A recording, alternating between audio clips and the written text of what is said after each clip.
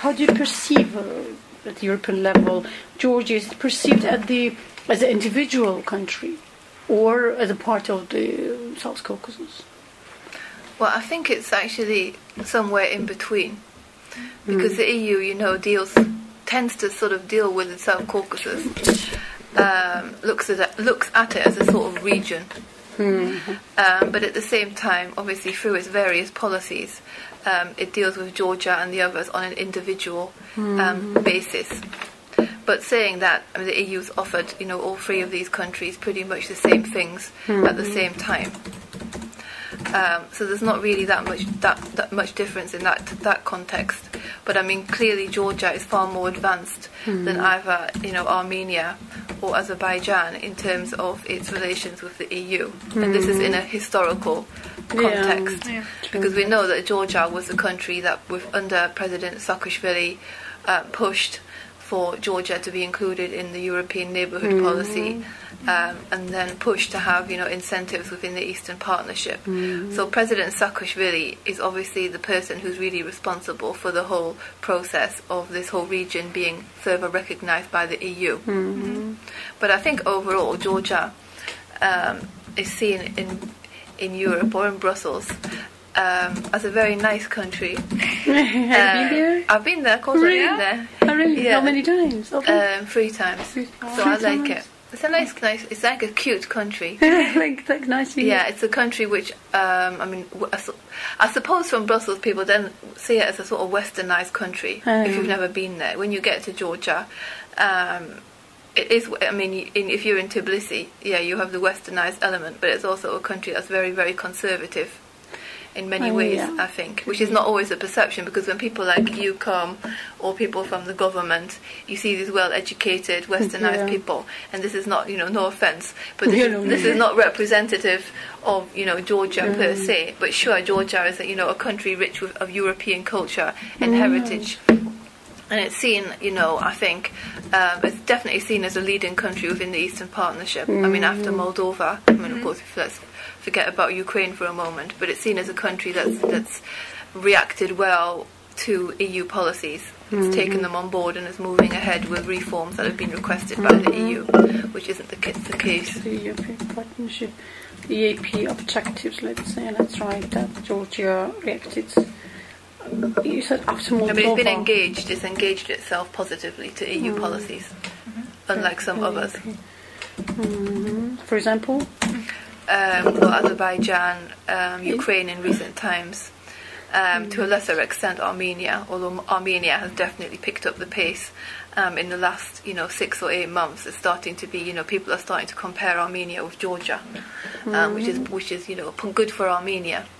But so you say that there is a progress, you mean? There's a hell of a lot of progress in Armenia, yes. Armenia have nearly finalised all the chapters in the association agreement. They've only got 2 to go. So while people have been looking in the other direction, Armenia have been, rapidly making progress, and on their DCFTA.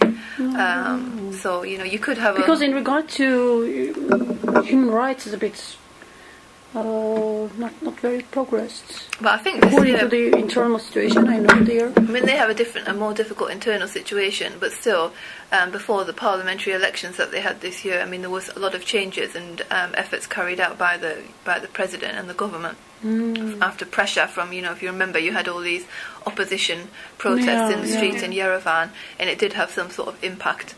So the country has become more open. They released political prisoners. You do have still some difficulties, of course you do. These countries have spent, decades underneath Soviet rule, and they still have, it's not the same as in Georgia, but obviously Armenia is still attached to Russia economically, politically. The people ruling the country are still, people who are like 70 or 80 years old, who have a totally different mentality. You're still waiting for this new generation to come through. So they haven't escaped it. They still have, big troubles with corruption, etc. But still, they've made, admirable progress compared to, their neighbour, Azerbaijan. But Azerbaijan, all 3 countries are different for different reasons. Completely different. And Azerbaijan's in a fortunate or unfortunate position, however you want to see it, by having all this oil and gas. Yes, last week the deputy foreign minister was here, Mr. Azimov, and he repeated again the same thing that he said before. that Azerbaijan should have a strategic partnership with the EU like Russia or China because it's such an important country and they should be removed from Eastern Partnership, but we'll see. But Georgia has definitely been the most consistent country that's made the best progress in the long term and has been shown the most dedication towards Euro-Atlantic integration. Yeah, I mean, I think now probably the countries are dealt with on a more individual basis, but I mean, because that's partially because within the Eastern Partnership where you have this, multilateral framework, I mean, regional cooperation, I mean, it doesn't work in the case of the South Caucasus because of the difficulties between Azerbaijan and Armenia, with the exception of, in Euronest, they managed to go around and somehow avoid too many arguments, but it's still not productive. If you had normalisation of relations between Azerbaijan and Armenia, it would be far more productive. But this really restrains what the EU is able to do on a regional level. The conflicts and Russia, we mentioned Russia. How do you think is Russia most probably is and will be maybe an obstacle in the EU-Georgia relations, integration process somehow?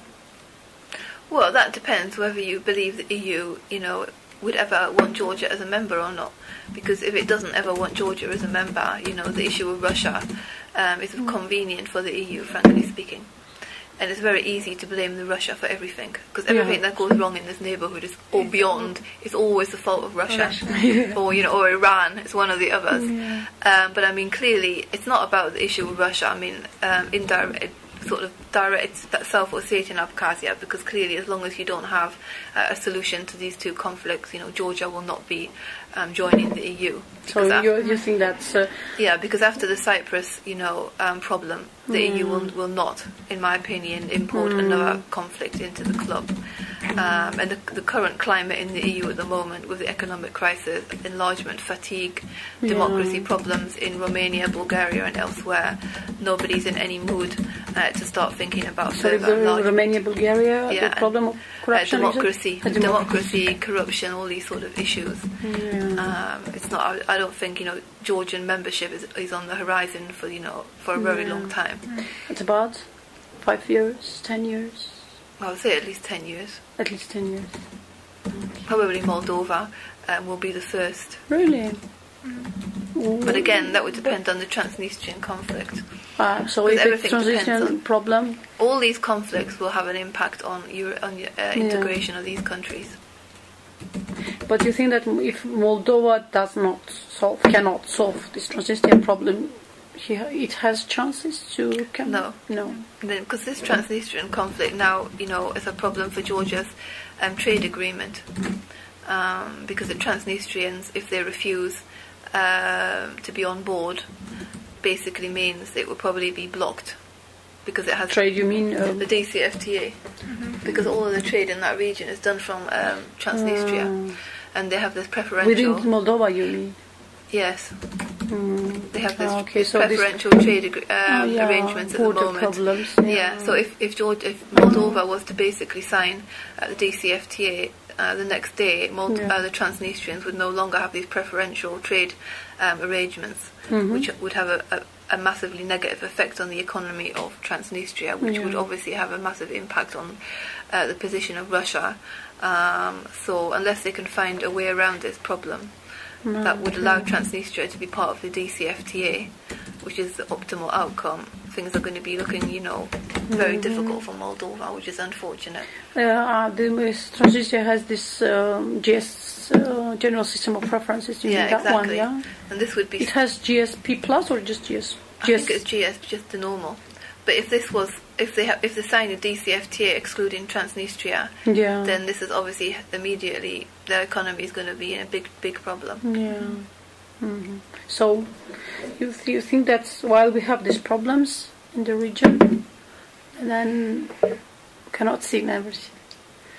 No, I don't. I mean, I don't say that Georgia is never going to be a member of the EU, but I mean, I don't believe as long as you have these conflicts, you're ever going to be a member of the EU or NATO. Okay. I think it's impossible. So that makes, unless Georgia makes a deal, gives one of these, one of the either South Ossetia, Abkhazia to Russia, and That sounds awful, and I'm sorry for saying it because it's your land, and I really feel bad for saying that. But unless there's some sort of deal or trade that's made, and even if that was feasible, how would I'm not sure whether Russia would really oppose Georgia being part of the EU. Frankly speaking, I'm not sure it's ever been about that. It's more about the NATO element. It's about American presence.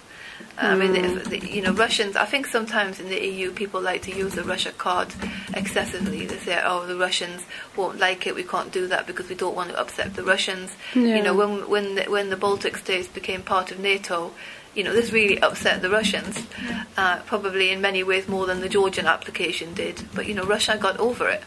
You can't hold everything hostage because of, Russians, sentiments on things. I think that's the EU...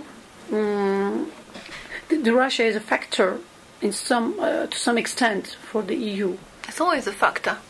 Negative. Russia is always a factor. Negative. I mean, they would take into account Russia's factor too. Well, they would prioritize not to make upset, for example, Russia because of Georgia is a small country. Well, I guess so, which is what they've done in the past. Yeah. We don't want to upset the Russians, not because of Georgia, but because of other things, because of Afghanistan or some other, Iran nuclear issue. It's more on those sort of issues where they say, oh, we don't want to upset the Russians, that's why we won't force them to implement this, this peace plan properly with the Georgians, because we need them on this, and this. So at the end of the day, how much does the EU really care about Georgia, or how much does the West really care about Georgia? You have to ask that. I'm not sure that they care perhaps as much as they could care. Mm-hmm. But they have a responsibility there. I mean, the EU is on the ground with its security mission. It obviously doesn't want to have another war in the region from any of these conflicts, because that would impact again on the EU's own interest, which is basically energy security, and not very much else. Probably if you didn't have all these energy security projects, they might even be, less interested. That's a possibility if you see what I mean. So I don't think the Russians, are that concerned at all about the EU presence in the region. Not least because they don't believe the EU will ever take these countries, as members in the first place, or not for a very long time, and that's a significant factor. But the EU is going to diversify the energy resources and not to be dependent on Russia, for example. Yeah, sure, it's diversifying. With time, somehow, I have a feeling that the EU is more and more interested in the region. In our direction. Yeah, of course it is. It's interested in Caspian energy. It's interested in Caspian energy, and it's interested in energy from Central Asia. Food is, if it would ever get built, which I would also have a question mark over, is Trans-Caspian pipeline. Yeah. But the EU's main interest in that region is energy, is gas. Yeah. Without any doubt, and of course Georgia has the role to play in that, because of Armenia, Azerbaijan conflict. But that is definitely the EU's main interest in that region, without any doubt. How you measure the progress for Georgia? The indicators from outside, from the European.